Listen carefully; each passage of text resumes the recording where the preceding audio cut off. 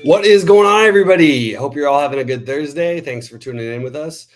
Sheets will be joining me in like 15 minutes as he does. We do a little handoff, which usually lasts like 20 minutes of us going back and forth and answering questions. But please do like and subscribe. We really appreciate all your guys' support. Yesterday was brutal. Was probably one of the worst days I've had in DFS this year. Definitely this year, since January. But kind of rough. Like I really, especially because like things looked good, and I just want to reemphasize before I talk about everything that two things really stood out to me about like what you can call quote unquote mistakes. Look, the Lyles thing I thought was more fluid than everybody else did. I was really on that page. I had too much of him, and I ended up getting away from it when he was starting, and I saw what was happening. I probably just overcommitted in the lineups that looked like they were doing really well. Now, some of them didn't end up doing really well, like the Garland, the Garland situation and Allen in the same lineup, and then Carter went nuts. But I had those three as my first three, and I had some decisions to make. So I made the decisions that I thought made the most sense for that moment. I don't think there's a right or wrong. I did go and get away from Donovan Mitchell and Rudy Gobert, and I played a lot more Trey Lyles than I was planning to.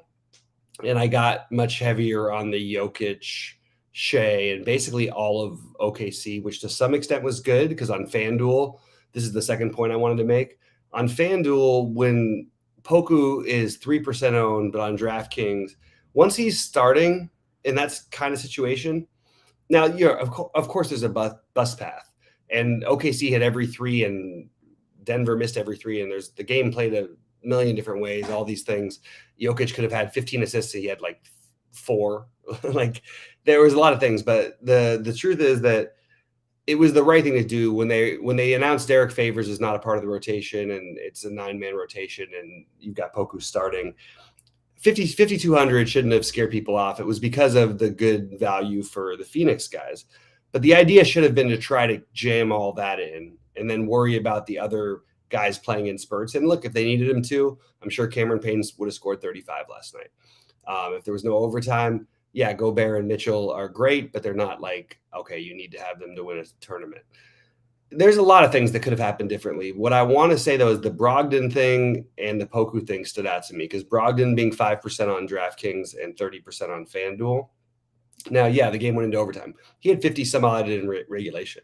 If they feel threatened and when he plays, you're gonna want one of like he or Halliburton in those kind of games, and it's a great game environment. So that's something I wish I would have done more on DraftKings. On FanDuel, I really, really, really wish I would have even gone further with my Poku commitment. But also, I mean, like, I don't know. It was good lineups anyway. The point is that just try not to register that if it's $1,000 price difference and it's like a mid-tier guy or a guy like Poku who's high variance, like he's gonna get like 15 or like 35. Like it's just try to understand where I'm coming from. So that's my first thing. Getting into tonight, you guys pop in your questions.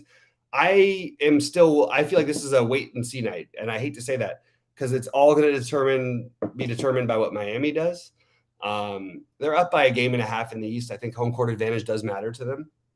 We can start playing some interesting thought processes going forward, thinking about this kind of stuff. I think that this is an important thing to them, but I also think they can beat Brooklyn with resting guys. And the way they played some guys a ton of minutes last night because it was a huge game against Milwaukee, it's going to be interesting to see what they do because we have the Q tags on all of them. And honestly, that's going to dictate a huge portion of this slate. It's a great game environment. You're going to get a lot of incredible plays. We just need to know who's playing. And that's what we're waiting for. So we'll pop on Discord. We'll say what we were doing. You know what I mean? Last night, I unfortunately went with Jokic over Giannis again. I really think that game just played the flukiest way of fluky. And that was sort of the theme of the night. John Rahm today played one of the worst rounds of golf I've ever seen in my life and somehow is still even and actually like in the top, like going to make the, like, it's really weird how life works. Anyway, On to everything else. FVV out. That's a huge piece of news. So now everything changes. I should have probably noticed that sooner, but I didn't get the alert. Thanks, RG. I don't know what's going on, but let's get the alerts. I got to get my alert system. I have my NBA one, but for some reason on my new phone, I have to change my settings or something. But anyway, let me just see something really quick about that Toronto game. So the Malachi Flynn is yeah, we're gonna play Malachi Flynn. How do we fade this? You're gonna want exposure to Chris Boucher. Malachi Flynn is 6,200 on FanDuel. Maybe people won't go there as much. I still think it's a reasonable play. Gary Trent, Scotty Barnes, Pascal Siakam are the plays you want to play. I think you can throw Boucher into that mix.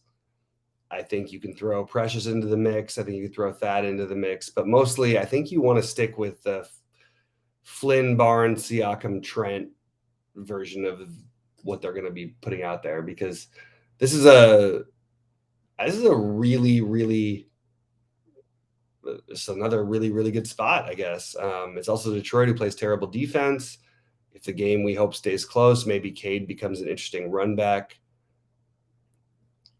Yeah, I think you're going to have to play at least one, probably two Toronto players in most of your lineups, the way the slate is looking to me right now. I haven't updated all my projections yet. That's just my initial look, so we can keep talking about that. I said the Boucher thing. Grant Williams, Jaylen Brown out. See, at this moment, I'm gonna jump into the other games, but I'm sort of like consumed by just that one right now, because that's like the I really thought Van Fleet was going to play, and it said probable earlier, so okay. Yeah, Toronto. We'll wait for some projections to update. Sheets will be here in a minute, so that'll actually help. But in the meantime, I'm trying to figure this out real quick about the other games, because like a guy like Grant Williams at 4,600, I don't know. I don't hate myself enough to make this play. Now, I don't know. No, for me, the answer is simply no. I understand it. If it works out, great, good for you. I actually think he is better than, like, we can't just always treat someone like the way they were when they were 21. But I don't know if it just doesn't make enough sense to me to play him with this other stuff out there, because the mid tier, like, I'd rather take shots on these giant upside guys, and we still have to learn about Trey. If Trey's out, then we have that value too. This is a slate that looked like it was going to have no value. That my guess is going to have like an insane amount of value. But you get the mid tier value and the low end with Flynn for Toronto, assuming they do in fact start Flynn. I don't know why they wouldn't. They won their last two games. They're playing Detroit. Seems logical.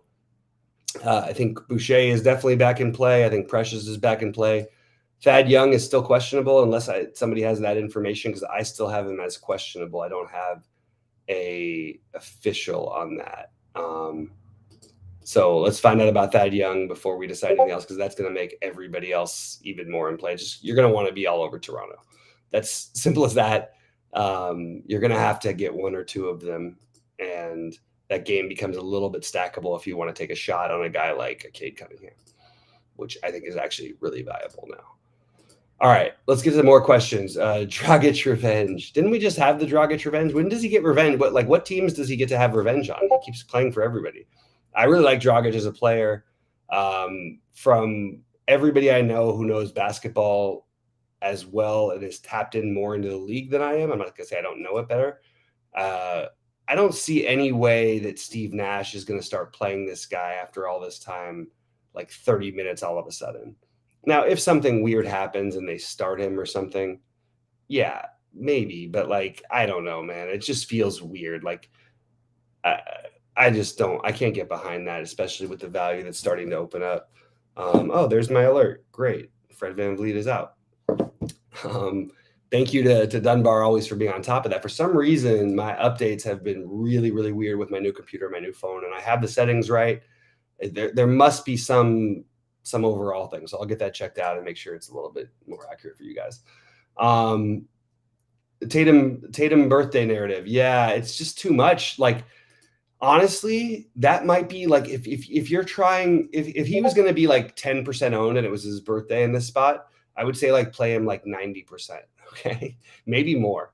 Um, if you tell me that it's his birthday and he's going to be 70% owned in high buy-ins, don't you think that maybe there's an argument for, oh, but also it's his birthday and maybe he's out like drinking, or maybe his mind's on other things, maybe people are visiting, maybe it's something else going on, there's families, who knows? Try to find an argument to fade the guys who are going to be 7,000% owned. Obviously he's a great play. We don't need to like write that up. He's like in almost all of my initial builds. um it's more like, can you find a way to fade him now? Like, but he's a great play, and we're going to probably end up with enough value where we can play him with another stud. By the way, just for what it's worth, what Ja Morant is doing is not an aberration. Now, it doesn't need to continue every night, and it certainly couldn't. But there is a chance that if they really feel threatened by this good defensive team, that an unowned, let me just double check that I'm not speaking out of turn when I say unowned, because I don't think there's any way people are playing Ja Morant tonight. And I think it's probably worth taking a gamble on maybe a Morant, Tatum, Smart type of lineup build, to go with a Toronto player, and then the ultimate value that I'm still waiting on. All right, Zubac and Podol stack on FanDuel. I didn't realize that either of those guys have power forward eligibility on FanDuel. Am I missing something? Because did they make Zubac power forward eligible? All right, let me try this real quick. Zubac is only center eligible, and Pope. Yeah, you can't play them both in FanDuel. But on DK, I'm okay with that. You can't play Zubac and Podol on FanDuel. You got me threw me off with that one, Green Monster. Totally lost on that one. All right, let's see what else we got. KD, no men's limit. Yeah, KD is going to play, and he's an awesome play. My guess is the higher buy-in people will actually catch on to this, and he's not going to be unowned as much as he's projected. He's another one. The DeJounte Murray is the obvious one to pair with the Tatum. I think that these are going to be the lower owned ones, are the Kevin Durant's, the Trae Young if he plays. Yeah, that's your way of getting away from it, as well as obviously you can't play everybody, so you're gonna have no ownership on Steph either. You'll have some on FanDuel, but not a ton. And you're gonna have Luka at no ownership. So just probably worth noting that anything you do outside of the norm, I still think Tatum is the most automatic play on DraftKings with Flynn. But other than that, like, do your thing. Like, I mean, mix in these guys if you're playing multiple lineups. If you're playing one, yeah, Murray makes the most sense to me with given the matchup and everything, but I don't think he gets there enough more of the time than either Trae, Durant. I need to know who's playing for Miami, so it's really hard to talk about this because you might be able to get three guys in if you want to. Siakam makes a ton of sense. Malachi Flynn makes a ton of sense. Gary Trent Jr., Chris Boucher, Precious. And we have now. Oh my God. Oh boy. I think you want two players from Toronto, and I would rank them Flynn, Trent, Flynn, Barnes, Trent, Siakam, but they're all great. Like, honestly, they're all great. And then you mix in Boucher and Achua and Birch even. I just think, yeah, you're gonna want a lot of that, especially like, and you hope the game stays close. And if that happens, the problem is Detroit has so many bodies. You could play Killian Hayes if you want to. I like Killian Hayes in general. I think he's got a future, but I can't tell what happens with Detroit. Like they're like a hot hand team with a base of Sadiq and Cade and Jeremy Grant is the guy they're spending on, but at the same time, they want. I just am struggling with it. Like I like Isaiah. Like there's a lot of guys who like are in play, but like my favorite, I guess, just would be Cade, and you run it back with if you're going to play 3 Toronto guys. If you're going to play 2, I don't think you need to run back, but you can run back with Cade. I think it's actually good stuff right there. I think Sabonis is a great play. Again, he's another one of those guys who fits right into that mix, a little bit cheaper. Well, so Nesmith is starting. Okay. See what I was saying? Like the earlier with Sheets, this is what happens on these slates. Like you get a really weird situation and it's completely different than what you originally expected. So we do actually have a ton of value. I'm curious to see, like Nesmith, one thing about him, the guy can really shoot. So if he hits a couple shots, that means he's going to have a big night, like early on. Oh my God. It could turn into Peyton Pritchard. I'm curious where the ownership ends up on him more than I am the projections for his points. I think he has upside. He has to probably shoot well to do it. There's no reason why in this lineup that wouldn't happen. Yeah, I think that's another interesting value one. I'm curious to get Sheets with his projections out on here because I'm really trying to update everything. It's like everything happened right as we got here. So I think the obvious, let's start with the obvious. Flynn is obvious. Okay. I understand you can fade him in some if you're playing a bunch of lineups. If you're playing one, it's a really on DraftKings a tough fade. On FanDuel, it's actually like probably a good tournament play. I don't know how much people are really going to go to him at 6.2. I still think I prefer the other guys in the higher range, but I just think it's kind of an interesting thought process. Like, anyway, Scotty Barnes, phenomenal play. Siakam is getting under projected and probably will be lower owned because of some disappointments. He has a 65 plus ceiling. I will play Siakam. So I'm going to rank it Flynn, Barnes, Trent, Siakam, just if you're going off base points, like per dollar. But I do really like Siakam, and I want to emphasize that. So you will have probably 2 of these guys in most of my lineups. And it's going to make it naturally to where I want to play a third. And that will probably be running it back with a guy like Cade. And my guess is some of the other value. We have the Nesmith thing, but like what happens if everybody sits for if all these Qs sit? It's a really, really big decision. So I guess that we're, until we hear about Trae Young, if he's in, I'm probably a little less interested in the first game than I initially was. I still really like it, but just from a game theory perspective, it's always better to have later decisions if we have legit question marks. Caleb Martin is in, Tucker is out, Butler is out. Oh my gosh.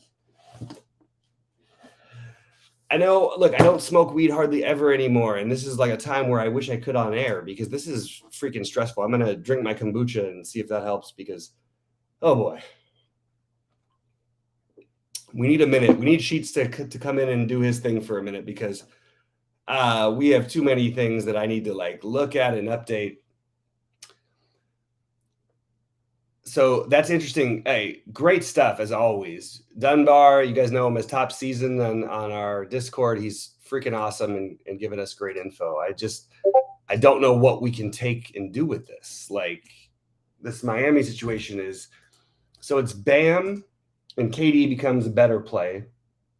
Not only does it stay closer, even though the Nets are favored. Oh boy. One of these guys is going to get crazy hot. Obviously, Tyler Hero is a great play.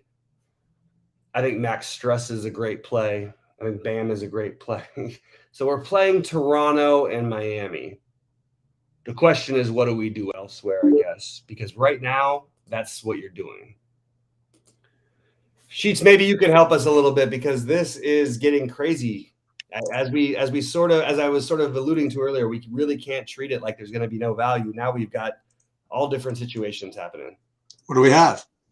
Jimmy Butler out, Tucker out, which is big because that's a Miami who runs a tight rotation, obviously. And obviously Lowry's already out. We've got For Toronto, we have Van Vliet and Anunoby out again, which makes Malachi Flynn an awesome play. No, I literally have no idea then because I just updated projections with Butler in. So I'll get to you in like 20 minutes. Okay. Yeah. Take your time. Don't stress. I'm just trying to update you on what's going on. Guys, pop in your questions because I think the only thing that we're really questioning at this point is what do we play other than Miami and Toronto? And the most natural answer I always have when it comes to basketball is to find pieces on the other side. KD is obviously a good piece tonight. And at low ownership because of Tatum, I don't think that ownership is going to stay low. But I think trying to get a little bit of a mini stack with, maybe a 2-3 Miami with a 1 KD, or even if you wanted to, I don't want to reach for anything else. I'll play a 1 just KD. Or if you play the Toronto guys, you want to run 3 instead of 2. I think you play Cade on the comeback. That's the way that I'm approaching this because all this other stuff is what, and then what do we do with we took 6 spots up and we can leave ourselves enough money to get anybody. Okay. So a lot of people are going to build somewhat similar to that. They're not going to put the run backs in.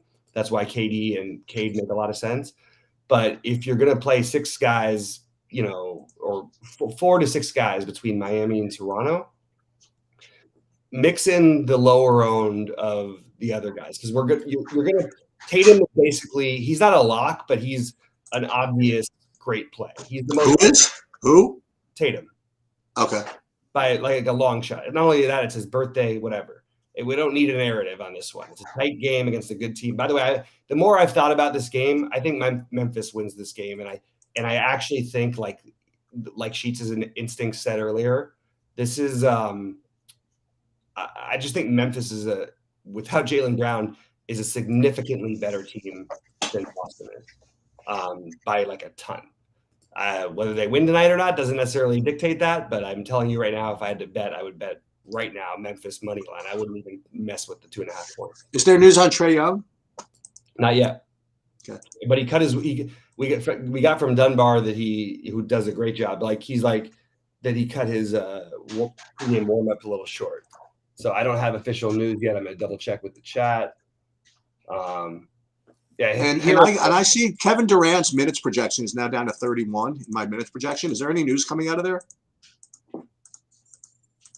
The news was that he had no minutes restriction. Guys, confirm that in chat because that's the news that we got at the beginning, and that's the news we talked about it earlier on. But Kevin Durant, we had with no minutes limit. Okay. But again, I want to double and triple and quadruple check because if there was none and then now there is one, then it's a real. I mean, do they want to be the 8th seed or do they want to try and make a push to be a 6th seed? Because it's a big difference when you have to play a play-in game, versus somebody says Young is available. He's available. Okay, I think he's an incredible tournament play. The problem is, I don't know, Sheets, what are you projecting, KD? Maybe once your projections run, you can tell me. Don't tell me right now. But I'm curious what the projections for KD are going to be. Yeah, I only have like a 31-minute projection and a very bad regular projection. So we have to figure out what's going on with the minutes here. Is there a chance those are just maybe flawed? Yeah, of course. Because but that's a sort of a combined thing. We really think KD is going to play third. Has that ever? I just don't even know if that's ever been like a median average for him. No, I don't know. I'm looking at it being lowered to 33, but I saw him on no minutes limit. I'm going to double check with our chat because we got Dunbar in there who's a freaking phenom with this stuff. Oh, he won't have a strict limits minute. Yeah, that's the last report. That's what I had too. Okay. So we probably want to play him then. I mean, I think it's an awesome play. And because you can legitimately, your guys on Miami are going to be Vincent, Bam. So not in this order, but Hero and Vincent. You have to mix in. Well, we want starters too, right? I mean, yeah, but in all fairness, I mean, I'm ready to go, just with any of them because they have the same range of outcomes, right? I talked about these Miami guys, with the exception of Vincent, who's a little more of a ball handler, So Vincent's more secure, but Could it be the night where Tyler Hero? I mean, Tyler Hero is a great play. So let's go to the cheap guys. Max Struss. We know who Max Struss and Duncan Robinson are. They're gonna knock down a ton of threes, or they're not. Caleb Martin can get points in other ways. All of these guys are extremely viable. It's a highly variant situation, but given the fact that it's a back-to-back. But you're gonna if you're playing multiple lineups to start off with, you're playing pieces of every one of those guys. The focus, though, should be, I think it should be Vincent, and I think it should be Hero. I think it should be Bam, just on the conservative side without looking at a projection. I think Struss, Martin, and Robinson are somewhat starting reliable, but we've seen Robinson start and play 20 minutes, and we've seen Struss come off the bench and play 38 minutes like before. So it's a little bit, it's something we have to gamble on. If you want to have a chance to win tonight, you cannot not play at least one player from Miami, at least one from Toronto, and that's the most conservative look I can give you. Honestly, you probably should be considering playing 2 to 3 from each and trying to find a run back. That's what. Who are your favorite Torontos? Flynn. On DraftKings, on FanDuel, I think he's a great tournament play on FanDuel. He's 6,200, but I don't think people are going to play him over there because he won't project one. On DraftKings at 4,200, that's a really tough fade. He's I don't know. I mean, I said last time he played when he was starting in another good matchup, and this is another good matchup, he would probably have to be 6K for me to consider not playing him. Okay. And he put up 36 and 35 the last 2 games. He's good. He's active. He does a lot of things on the court. The problem is with Toronto, maybe it's Boucher night. You know what I mean? Maybe Boucher makes, 6 threes and has 5 blocks. These things happen. We've seen the Achua nights. The Scotty Barnes, I think it's Flynn, Scotty Barnes, because I just think, again, he does unless he gets in foul trouble, you're in great shape. Flynn, Scotty Barnes, yeah. This game is an important game to them. So if it stays close, which it should, Gary Trent, that's my order, is Flynn, Scotty Barnes, Siakam, Trent. And I like that Siakam will be a little bit lower owned because people remember him letting them down. I'm not worried about it personally. The thing is, I guess if you're going to try to set a rule, you can definitely have some Scotty Barnes, Siakam lineups for sure. But those are the two that would theoretically take away the most from each other because they can both create for themselves and others. They both are great offensive and defensive rebounders. It would be just them feeding the ball to each other. And then maybe if you played that lineup, maybe that's the one spot you could argue for a Flynn or a Trent fade. It's really hard, man. They all look incredible. In cash games, I think you should be playing 3 of them. I mean, I had no problem playing 3 of them in tournaments. Yeah, but I would like a run back if I do that because I think you want a little bit of their minutes are pretty locked in, but you're going to play, you can't play mega chalk without, why not when we have a Cade Cunningham at 7,400 on the other side? Why don't we run back that? And I'm down. And try to get our 50 out of Cade. Well, he can do it. He can put up 60. I mean, they just have a lot of bodies on Detroit, so it's nerve-wracking. But he's their guy. He's their future.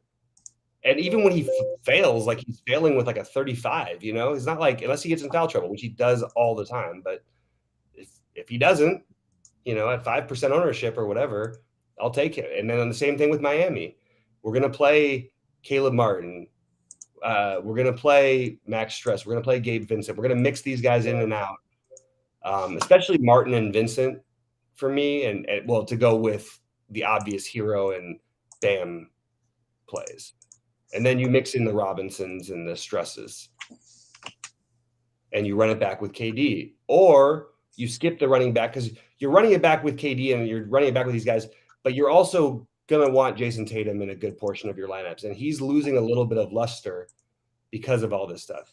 You also have Aaron Nesmith at 3,300 who can shoot his way into a big game, sort of fit the same Miami criteria. The only difference is we don't have as much proof of him playing consistent minutes. He really basically has to get hot. I don't know if he's played more than 23 minutes in a game this season. So that's just something to consider. But he can really shoot it. And he's playing against a team that it helps to be really good at shooting it against. They're gonna funnel things, and they're gonna play fast, and they're gonna get wide open looks. They're gonna try to stop you inside. That's it.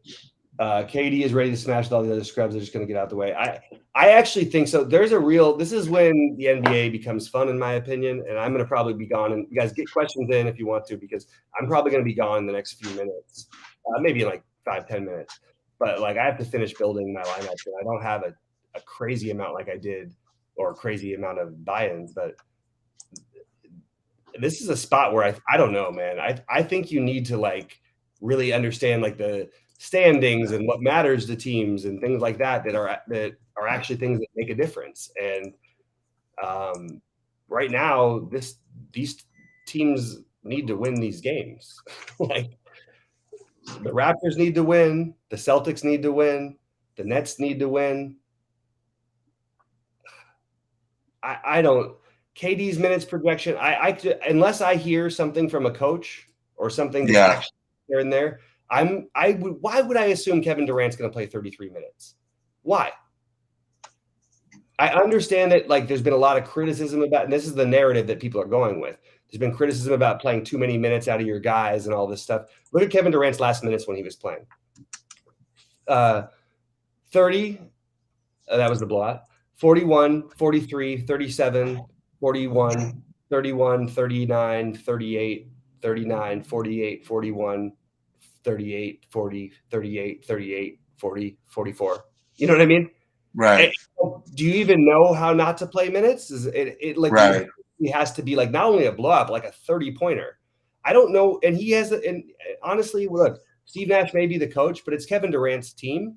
He built this team, and now it's a different team. I think he takes on the responsibility, and I think that he goes out there, and if the game is in doubt, he's going to be out there for all these minutes. Now, doesn't mean there's not going to be, hey, we'll try to play him 6 minutes, give him a few minute break. But if it's 10, if they're down by 10 after that, you might see him the rest of the game. Like, you know what I mean? Sheets. Yeah, I hear what you're saying. I mean, I sort of look at it the other way though. If he's been out all this time, I mean, they really want to just like blow him through 40 minutes. I don't know. Well, so but I'm telling you right now. So just the standings, there's 18 games left to go. You know what I mean? It's not like a ton of time. And they're in the play-in right now, and they're 3 games back of not being in of the next team in the play-in. Okay, and the play-in to you if you're the 7-8, you have to win 1 game and then you're in. Okay, but if you lose 2, which is always possible, you're out. But also to get out of the play-in, they still have 4.5 games they could make up on the Celtics. I think and the Cavs, who are missing everybody. So they have a chance to get back into regular playoff without having to be in a play-in situation, which is just a much better situation for them to be in, obviously. And they're going to play for it. I don't know Durant to be any other way. Like, I just don't think he's going to say, hey, if they say there's no strict minutes limit, there is no way his median should be 33. If we want to be conservative, we should make it 36. But if we want to be realistic, we should make it 39. You know what I mean? If the to be close. Anyway, so in the FanDuel ones, again, it's going to be the same focus. You're playing Toronto, you're playing Miami, you're mixing in DeJounte Murray's a phenomenal play. Luka's a great play. Sabonis. I like Seth Curry as a long shot play, large field play. Even with Trey, some of these Atlanta guys, but you really don't need them anymore, because you really want to focus on, I mean, Siakam at 8,100, and Tatum at 94. Like that's who you're starting with, in my opinion. I don't care about Siakam having a recent trend of being down. Like, I'm a tournament player anyway, but even if I was playing cash, Siakam would be a lock for me on FanDuel.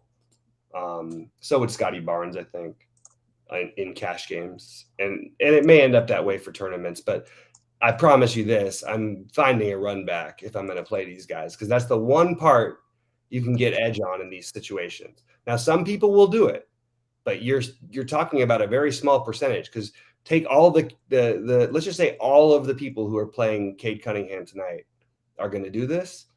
They're not all going to have the same exact Toronto guys you're running it back with.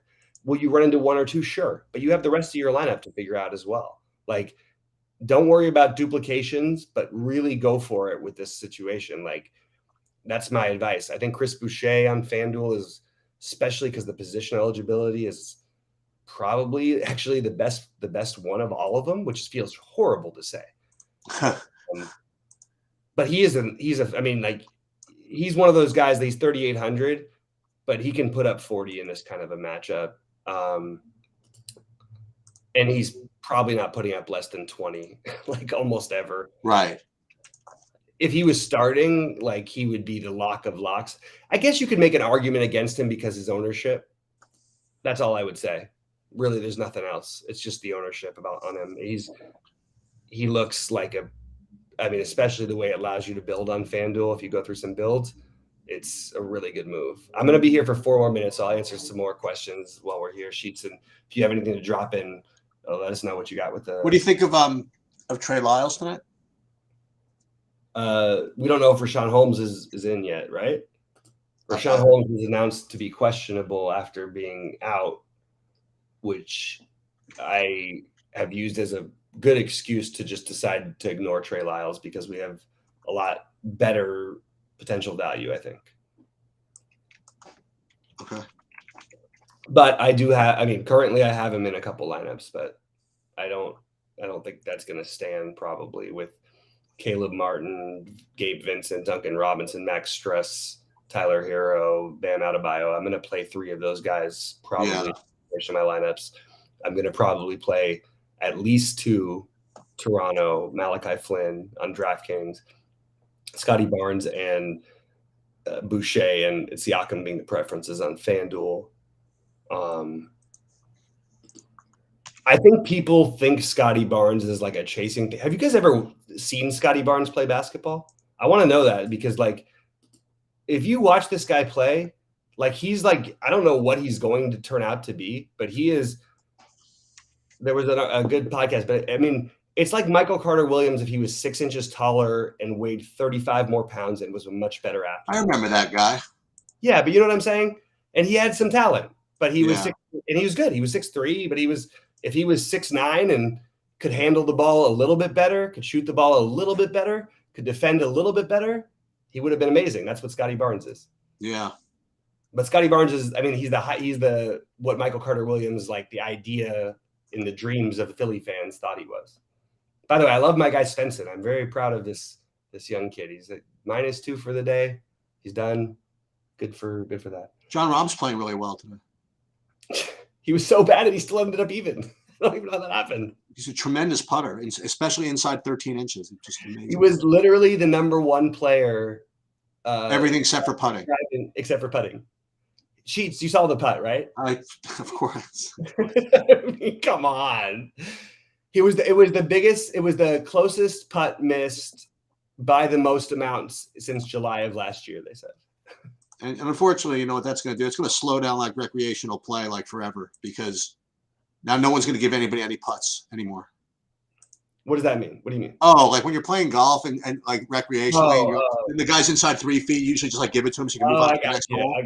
I got you. And now, no. Hey, Rob missed it from there. But separately from that, I think he missed 11? It was 10 or 11 other birdie putts within like 15 feet or something. It was like a ridiculous number. If you want a guy for a showdown tomorrow, I would bet on that guy probably. Kenny's crushing too, because Kenny with a late day. Who's crushing? I'm gonna have like 3 for 6 in my case. No, you don't know. Nobody knows because it's gonna be like +2 or +1. I got like +8 guys, so we'll see what happens. Nah. Kenny came in with the late day where his last thing was the JJ Spawn and Bo Hostler. Okay. And they're tied for second right now. So gotta give him a little bit of credit there. What question? The FanDuel exposure. I thought I did go over the questions. I went through all the players I'm playing on FanDuel. It's the Toronto guys. I ranked them in order. If you guys want me to do it again, I can do that. The Miami guys, again, I think I ranked them in order, or at least close enough to my order. And then you're mixing in the Westbrooks, Reggie Jackson, DeJounte Murray. No, DeJounte Murray's a staple. You're mixing in the Doncic, Steph Curry types to go with these guys. And Boucher he's my favorite Toronto one on FanDuel, which sucks. Centers on FanDuel. That does suck, doesn't it? I mean, yeah, so I've got 4 entries in the 333 tonight on FanDuel. They have that special 333. Oh, the monster, whatever that is. Yeah, but to me, it's sucking means I probably play Boucher in 2 of those, maybe 1. Right. Okay. Because it does really open up your entire lineup. Now, if you want to be really creative and do something and speculate on, did you know that PJ Tucker was out? Yes, I do. Okay, it was one of the It was anyway. So I lost my lineups page. I might be able to do this on air if Sheets is able to talk for a while, because I don't want to leave you guys, but I am definitely interested in trying to figure out what the hell to do with this Toronto thing, because we just have seen this a couple times now. Like, you could argue this is a worse matchup. I might go further and say I'll argue it's a better matchup. I don't know how. I know Brooklyn won the money for Sheets the other day, but I watched that game. Early on in the game, it literally looked like Toronto was going to win by 60. It didn't even look like 40 was going to be enough. They were actually playing like a college team, just trapping in the backcourt. We're going to make sure Seth Curry can't do anything. Right. No, really, that's what they did. Detroit has a bunch of skilled guys. They have a bunch of guys who can handle the ball. This is not going to be an issue for them. I also really like Detroit plus the points right now. I believe in Toronto as a team, but Detroit has some guys who can actually play basketball. They're better than people think they are. They're just figuring themselves out.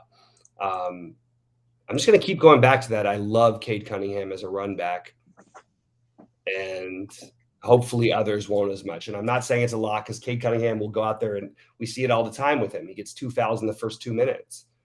And it's okay, because you can play that way if you're Detroit, because, we have a bunch of other guys who can handle the ball, and we don't need to win games. We just want to make sure we get you your minimum 32 minutes.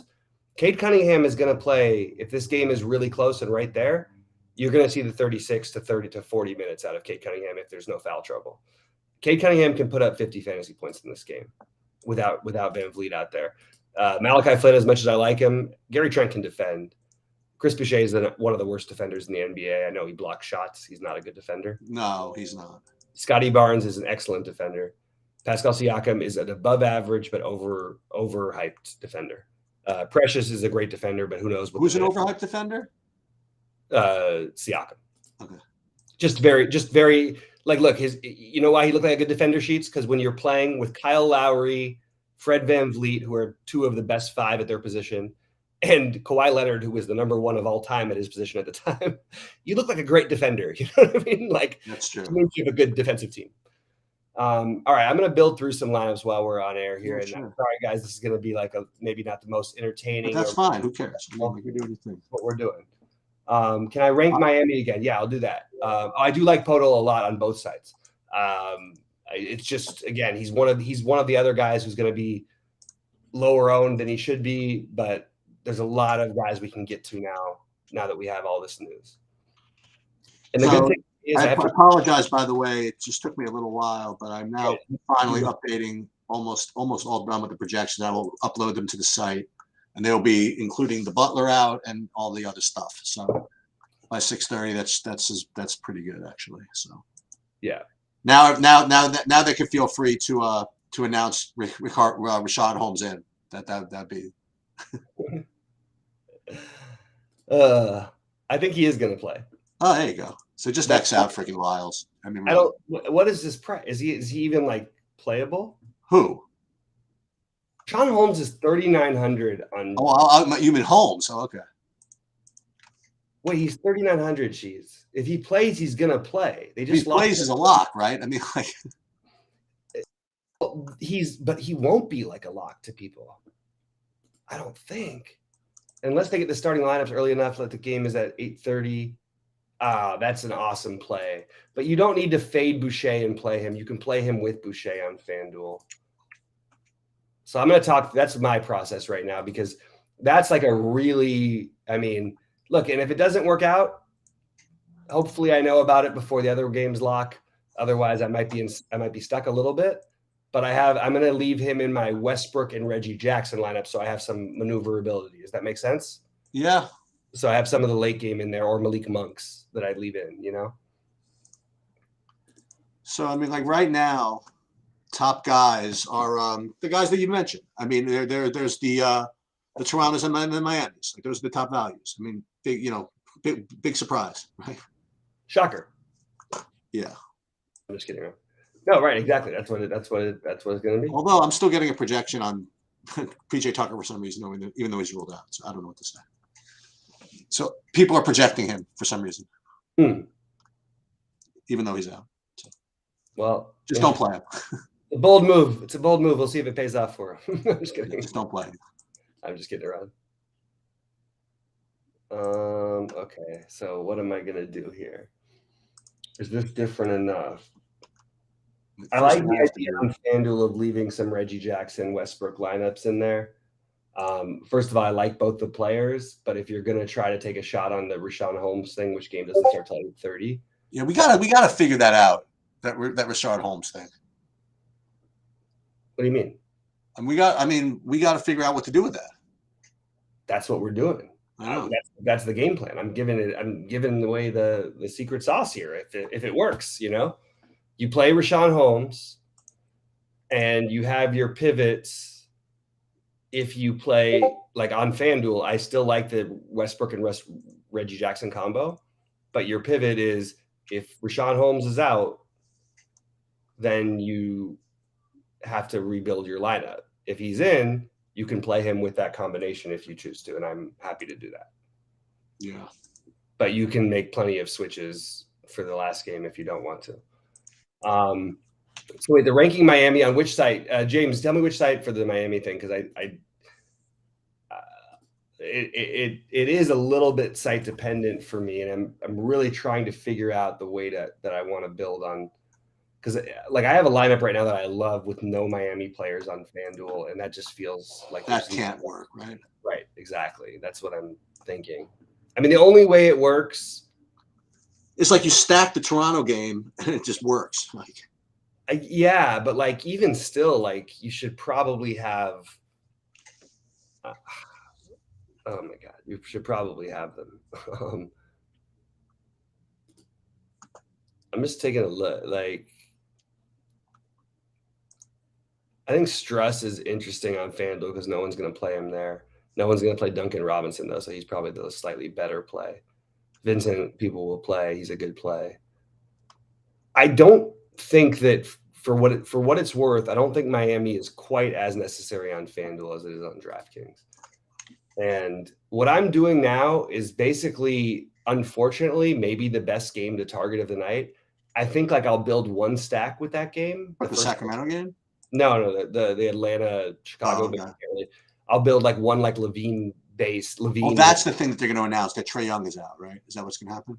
Well, if that happens, then we'll know it before lock at least. But someone said he was available, right? Okay. Yeah, they said he was available last we heard. Right. Oh my God, this lineup I have that leaves 500 on the table is perfect. It's the nuts, right? It's the potential nuts. The problem is it is doing exactly what you said. You can only play 4 from one team, and it's playing 4 from Toronto and skipping Miami, which just has to work out in the right way for it to work. You know what I mean? But it also is running it back with Detroit. And then you have the Holmes, Westbrook, Jackson lineup. For those of you who can't figure it out, you probably could guess my lineup if you really tried. But I really like that lineup, actually. I really like the idea of doing this Boucher and Holmes thing. If we don't know, like Sheets, we talk about this all the time. Okay, it's not 100%.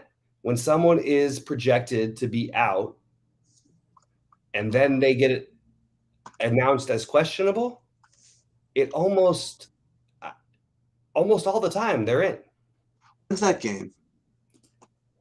And they're 8:30. trying to play for something. It's at 8:30. Like everything is leading me to think that he's gonna try to give it a go. Maybe is physically he's not able to, but my feeling is like that they're gonna, if it's close, they're gonna try to let him give it a go.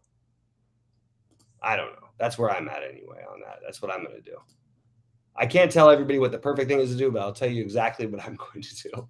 I really don't mind giving away every bit of that because this makes too much sense to do that. You have to do that with these guys. And then I'm gonna pivot this. Did you say you liked Devin Vassell at all? Yeah, I do. I like him less than I did because of the stuff that John Conchar is in. Do you know who's gonna play? Who's gonna be freaking awesome tonight? Is Ja. You think so? I do. I don't think this is. I mean, look, it's of course it's a streak, but it's like there's nothing fluky about this guy. Like, oh, he's ridiculous. We talked about this. I mean, like, it's like, I mean, honestly, I hate saying this because Westbrook is in my lifetime. Like, Kobe is my guy. Westbrook is probably my next guy because I've watched him since he was like 16 years old play basketball. But it reminds me a lot of Westbrook. But there's like, what's really weird is everybody thinks Westbrook is a great athlete. Ja Morant is a different level of an athlete, and he plays like it too. He's got that same FU attitude that Westbrook has. It's really impressive. Okay, no more Zach Collins for me. He was gonna. Did I ask you about him? I was going to ask you about him. He was my filler piece, but I don't need him anymore with this other stuff. It's just better. It's going to be a slate that he breaks. It's probably not this one, but no, he'll do, of course he'll do it, but it'll be in 17 or 18 minutes. You know what I mean? It's going to be 30 fantasy points in 18 minutes. Do you need to try to pair that with guys who are playing 30 plus minutes who could put up? No, 50? That's what I'm saying. It's not on this slate. Right, but and that's the thing is it's going to be the weird. You use him for the weird like 3-4 game slate where you're trying to find value. Now we have actual value. Right.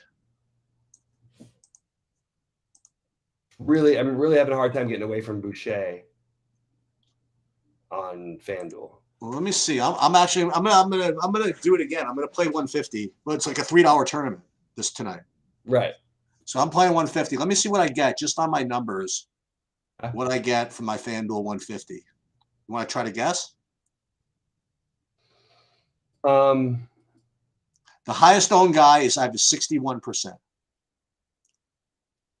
Give me a hint because I'm trying to build as I talk here, so it's a little harder for me than usual. Well, the 61% is actually a spend up. I'm loving this build I have here. Okay, so the 6,100. 60. No, it's a spend up. I do your thing. I'll on FanDuel. No, it's fine. My highest owned guy on FanDuel is DeJounte Murray. DeJounte Murray. Yeah. Sorry, that makes perfect sense. Don't worry about it. No, we're good. I'm just trying to figure out what I'm doing here. Oh, it'd be really nice if they made some of these Heat guys multi-position eligible on FanDuel. Kind of messing with me. I can't believe I'm off this first game that I was preaching about how everyone was going to be off of today, and it's like a great game environment. Ugh. Watch Big T, like he'll do a 7-man stack, and the game will go to 9 overtimes. And hey, you're a genius. Hey, but that counts. Hey, you know what? Winning counts, of course. We're in agreement. No, and that's a strategy. You play for overtime. I mean, that's not like You don't play, but you shouldn't go into like. You should always keep it in your mind, but it's not the overtime. It's the meaningful minutes and the usage down the stretch. Yeah, I get it, with the overtime being the extra. Darius Garland might have a 30% usage, but his usage in the last 5 minutes of games is 70%. You know what I mean? Right. It's a very different situation. I think Ken Birch is your immediate pivot from Boucher on FanDuel. For what that's worth, and obviously the aforementioned Richaun Holmes, let's gamble and let's freaking go. Like, this is the kind of way you can really win a tournament. You're going to be wrong sometimes, so have pivots ready at the 5:30 game. If you so use him in either the Laker lineups or when you're playing one of Steph or Luka or DeJounte, because you have to have some switchability if he's not playing. But man, if he plays, he'll probably start. He's 3,900. Right, Sheets? I mean, look, we're not. Guess. Every projection system, every algorithm in the world right now is not. Some of them are factoring him in. Most of them are not. No. And even the best ones that aren't like saying, hey, commit yourself to this. But you want to try to find ways to win GPP, you have to use some game theory. This is something that's not going to work some of the time. But when it works, you have a chance to completely win everything if you have the right pivots available. Now, again, he's going to end up higher owned if we get announced that he's starting. So I don't want to like marry myself to this, but that's a real thing. Yes. See, I like what Dunbar's saying. You could do the Holmes at center, and then you could switch to Dwight. Now, again, you're gonna still want more pivots though, because you need Dwight to be starting for him to make that much sense tonight with the way the Lakers are going. Now, if Dwight does start, if you want to try and get creative and try and win a tournament tonight, one of the things you can do in the lottery tournament is to play a Dwight lineup with Boucher and Richaun Holmes. How many people do you think are actually building like this? Jeez. Not a lot. Because it makes no sense theoretically or just from a basis projection standpoint, but it's wrong.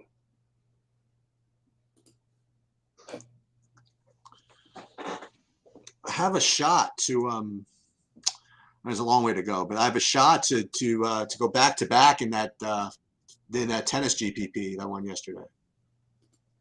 Oh yeah? Yeah, for another 2,000, which will hopefully pay for tonight's NBA buy-ins. I don't know, man. I feel like, look, what I'm saying is high variance, but I really think there's something to now. I'm like excited about this slate because you have some crazy edge if you try to mix in the guys I'm talking. Like if you try to do what I'm saying, it's I mean, if it works, you win tournaments that way. When it doesn't work, that's fine. That's normal days. You're not going to. The difference between finishing 50th place for doubling your money or winning a tournament, that's 20 to 1. So so that's an 8:30. It's an 8:30 game, huh? Yeah. The Richaun Holmes game. Yeah. Yeah, one place has him for 11 fantasy points. Yep. Actually, that's what I have in total. Like aggregate is like 11.5.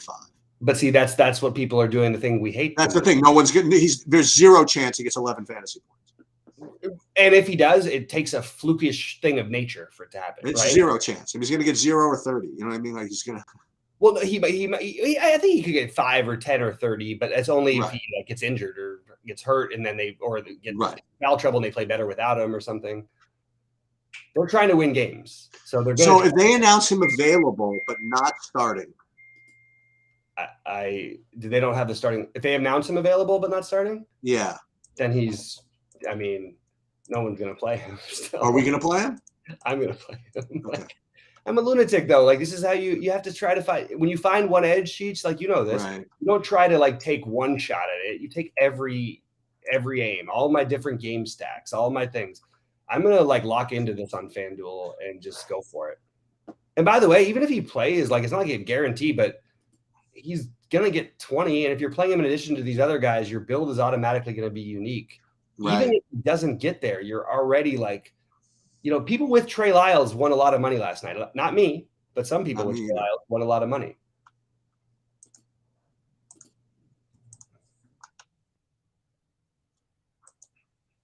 We have so many high variance situations tonight. It's just a really good. I'm not playing a ton of lines, but I am trying to get different in all the ones I'm doing because it's a really good try to get weird GPP slate. Because some of the weirdness is going to be like the most obvious thing in history when you look back at it. Yeah. Like Richaun Holmes. And if it's not Richaun Holmes, it's going to be something like, oh, well, Luke Kennard against the Lakers. You know what I mean? Like they can't cover the 3. And if he makes 2 of them, he might make 9 of them, and he put up 30 fantasy points last time and he's going to be 0% owned, things like that. Yeah. Or Max Struss or Duncan Robinson. Oh, but it could be either one. We don't know which one. Well, mix them up.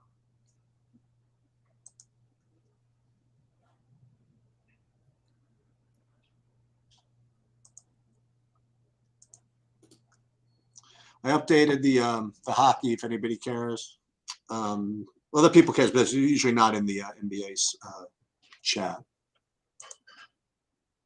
Yeah. There's a couple of guys that come into me. It's like 1 in the afternoon. It's like, when do we get the early hockey look? I'm like, ooh, relax. I'm on it. Don't worry. I know everybody's got their different patterns. And Yeah, that's cool. That's all good. That's yeah. why we got get freaking more people watching the YouTube videos of the freaking LOL than the NBA. We got to work on that. Yep. No, I hear you. 1, 2, 3. I got too many Miamis. I think is it possible to have too many Miamis in one lineup? I think so. Yeah, it's possible. Yeah, I got 4 Miamis in a tournament lineup. Do you have a run back?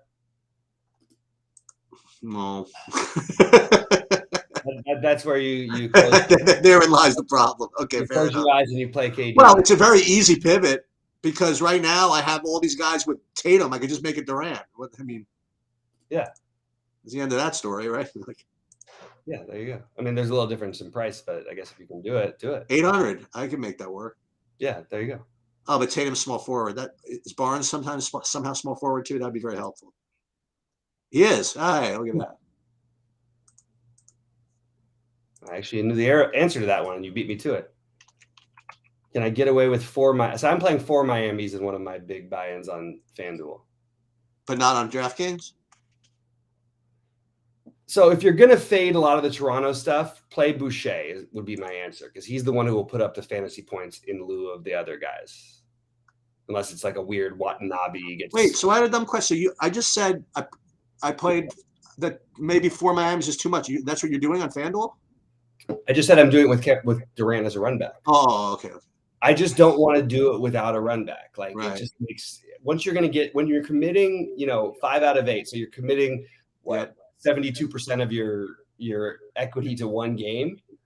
You're going to just bet on one side of that game, and especially when they have nobody else. I'm not going to play Durant, but I'm not going to fade Tatum instead of Durant. For me, I'm playing Tatum with Durant and doing right. I'm not saying it's right. It's just what I'm doing. All right, guys. I'm answering some questions if there's anything in real quick.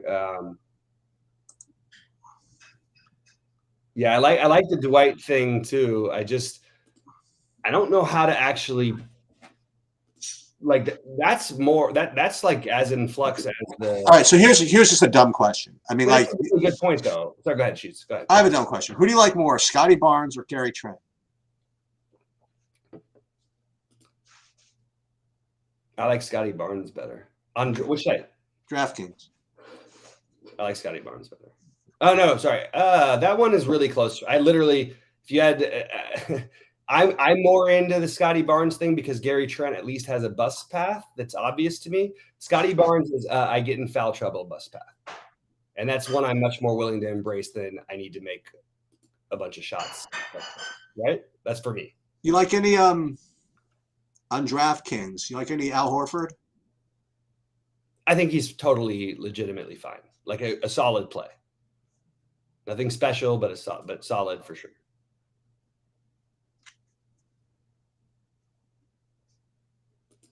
Dude, I'm really obsessed with this Boucher Holmes Dwight Howard thing. You have 3 guys who could put up 5 fantasy points, and 3 guys who could each put up 40. The minimum on FanDuel-ish. And you could just run away. This is what I did the other night, Cheats. This is how I won the monster before the thing. You find the weird value to cram in. You find a story that makes sense. And then you play all the studs that you want to play. Every game environment I've got exposure to with that situation.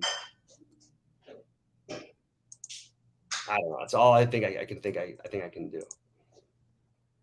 So Bam is basically going to be. So let me just rerun my DraftKings lineups because I've been on FanDuel. Guys, keep popping in questions, but it's 10 minutes to go till lock. And actually, to be honest, now I'm not playing anybody from the first game, so everything's sort of different from me.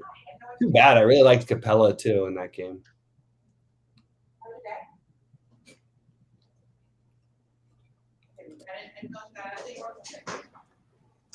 She's showing up as the best point per dollar play for you on DraftKings. Malachi Flynn. Yeah. Ahead of Caleb Martin. Yeah.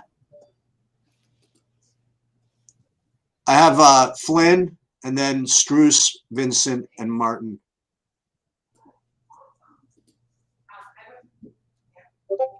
trying to think whether I'm better off using Cunningham as a run back for Toronto's or Durant as a run back for Miami's. Wait, say that one more time. Wondering if I'd rather play Cunningham running back with Toronto's or Durant running back with Miami's. It depends on which you prefer. For me, I tend to try to go potential game environment in that situation. Yeah. They're both pretty good and they're big upgrades, but Toronto is more strict about their minutes with their players. So I'm leaning a little more, but that to me means 3 or 4 Torontos and 1 Detroit. But I don't mind, like mostly, honestly, I'm combining the two. That's legitimately, I'm giving away my builds, but that's exactly what it is.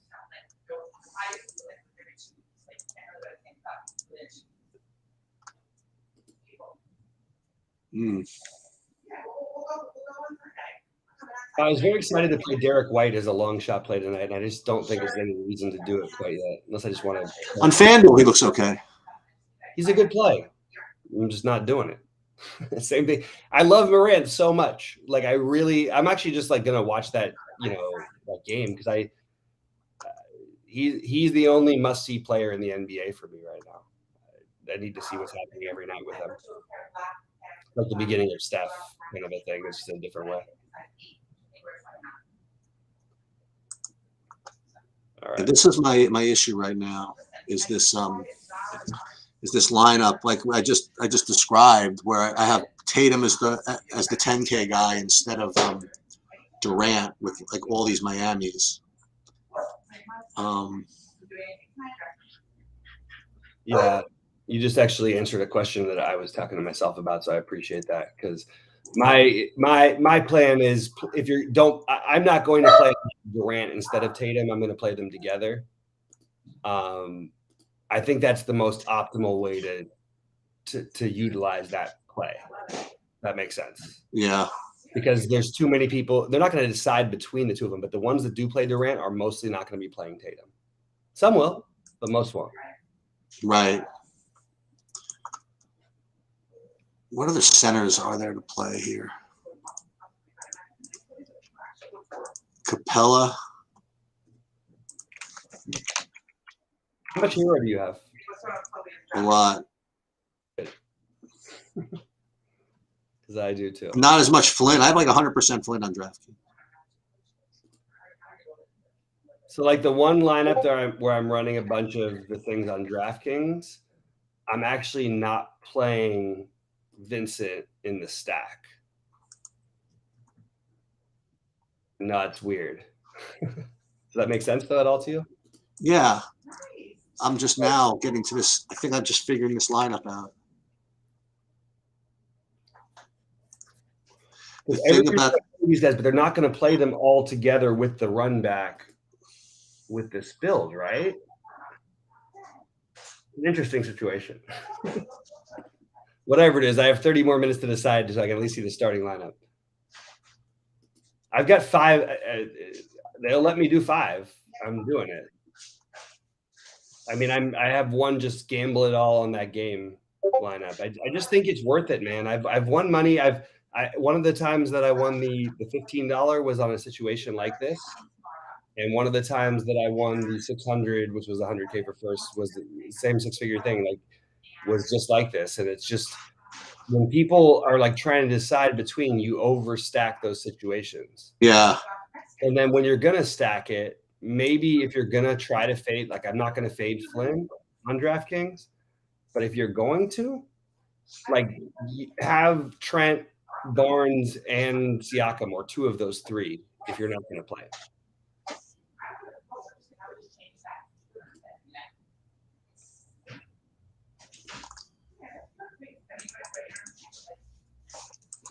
And all these guys I really liked early in the day are sort of falling by the wayside for me. All right, let's see this thing. Kyle Guy did not even consider Kyle Guy tonight. Kleber's out. Oh my god.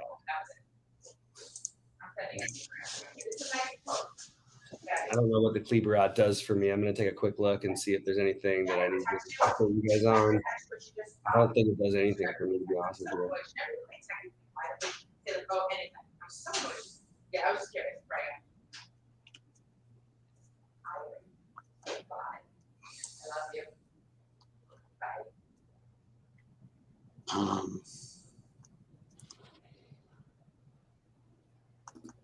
Yes. I really like my FanDuel builds a lot better than I do my DraftKings build. I mean, the Rashawn Holmes is 3,300 on draft. I mean, I'm gonna do it. I just don't care, man. Like, you know what I mean? Like, you have to try to win tournaments. This is 2. crazy shit. Crazy. All right, I'm gonna get going. Good luck, everybody. Good luck, everybody. I'm still here, but fire on in anything. Good luck, Sheets. Thank you. I gotta find the how to disappear here.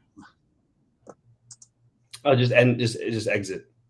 Yeah, I can't find it. I just can't find the browser with it in it. That's all. Oh, gotcha. You I'll got find too many it things somewhere. up. All right, buddy. Oh, there it is.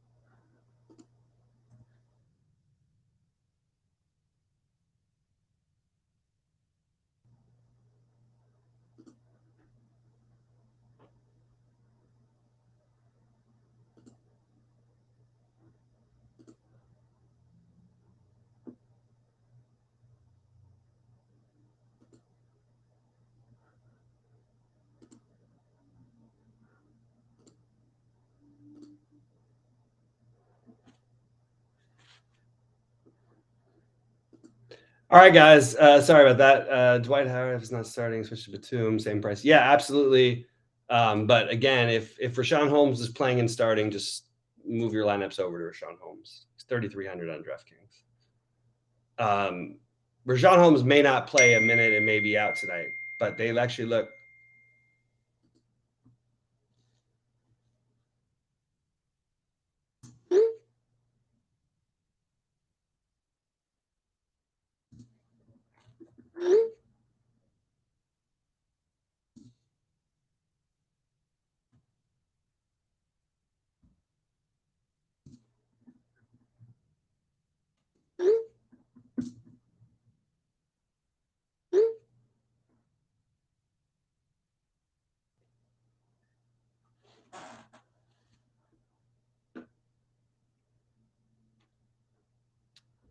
Yeah, the wait and see.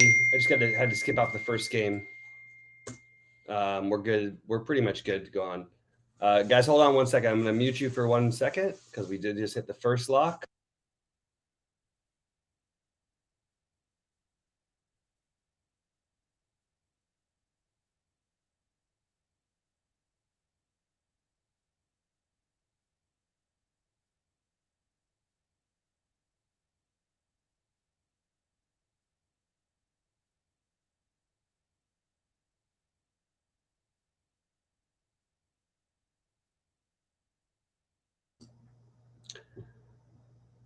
All right, guys. Sorry about that. Yeah, I'm trying to re-update to see if the Kleber thing is going to affect anything for me. I don't think it's going to.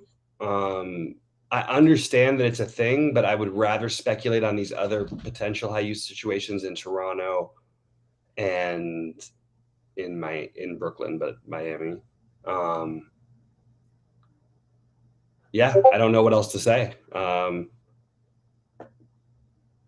I freaking am obsessed with like two. I am obsessed with every build, but they're incredibly speculative. I definitely am reaching on certain things, but I really think this is the right way you should play tournaments. Like if you have a potential edge, and even as much as he's not always like great or anything like that, if you can play a completely unowned. Well, he won't be unowned by the time it locks because people are smarter and they're doing what we're talking about. But Rashawn Holmes, like, I'm just saying, like, if it works and you pair it in addition to the other stuff, you're gonna make a lot of money in the long run. You find little edges like this, and I'm speculating. But even if I'm wrong, it's not like I have no outs. I have all those lineups. I'm just double checking that I do, paired with other people from those later games, and I can always make swaps that maybe I don't want to make. But I can still do it, and I want to wait on starting lineups. And I want to wait to hear what happens with this situation, because if Rashawn Holmes is announced in and not starting, I will take a shot or two. I actually won't just play him. But I think if he plays, he's going to freaking start, and Lyles will go to the bench. They couldn't rebound last night. They couldn't do anything defensively. That's the natural way I think they would pivot it. So that's what I'm going to do. And I'm just going to bank on it. It's one of those nights where it's like I expect to lose 2,500, but I also think there's a reasonable chance that I make 10 to 120,000. So that's the way I play tournaments, and hopefully it works out tonight.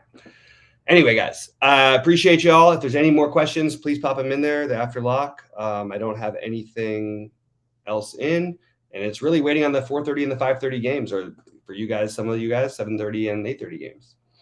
For other you guys, even different time zones that I know, but I don't want to be wrong about, so I don't want to say.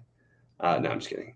Yeah, those 8:30 games are the big ones, but it's great because you have 3 games after that. They're all viable anyway. Like, again, Dwight Howard may not play a minute and also may start and put up 35 fantasy points. If Rashawn Holmes is in, especially with the Kings trying to win and get into that play-in game, it makes sense to me. I mean, look, they're reaching, though, to get in the play-in game, but they still are trying to win. I see them play, and they really look like they're trying to win. And you'd think that would mean Rashawn Holmes makes a lot of sense to just launch if you're going to play him, because you don't have him for the future. He's not a part of your build. Yeah, I think they would. I think they would just go for it, especially with the loss by 30 points. Yeah, I'm gonna marry myself to this, and could be wrong, but that's what I'm doing. Boucher, I've got in, I think on DK, I only have like 30%, which is like a semi hedge because I have a lot of them on FanDuel, maybe like even 25%. But mostly it's because I have a lot of them on FanDuel. And I'm still waiting to see how all the other starting lineups shake out before I make all of my final decisions. I know he's not starting. I did mix in a little bit of Birch and Achua. And yeah, that's what I think you do.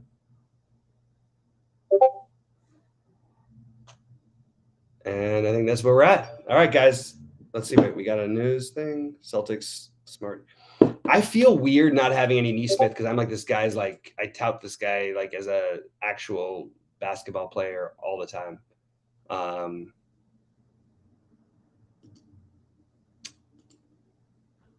But I have not seen any hints of it in the NBA. I just think that he has the shooting capability to win a slate. So maybe I can decide to play him over Struss in a couple lines. I like Struss too.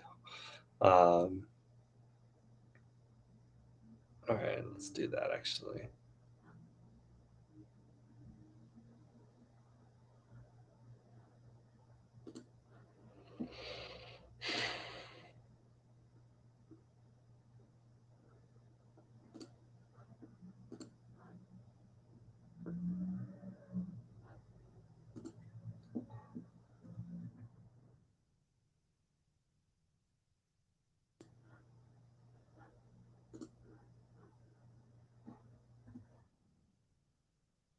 I almost wish there wasn't so much switchability for people onto Holmes later on today, because it'd be really nice to have, like back in the old FanDuel days, this is like a spot where you would gamble and just, I won tournaments like this because there's guys who they're questioning whether they'd be in. I don't think even if it's less likely that he'll be in, he's still the best thing you can do, just based on what I was talking about. All right. Anyway, guys, appreciate y'all. Yeah, it's still live. Sorry, Rody, we're just going past lock because this is a really weird slate as we sort of predicted. And all right.